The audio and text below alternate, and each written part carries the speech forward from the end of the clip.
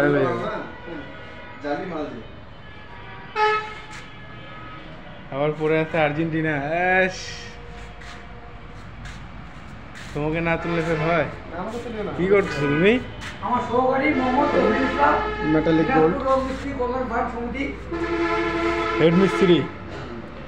সহকারী আমার সহকারী। ও সহকারী তোমার? সবাই মোহাম্মদ সুমন, মিস্ত্রি কল্যাণ ফান্ড সমিতি থেকে আর যুগ্ম আহ্বায়ক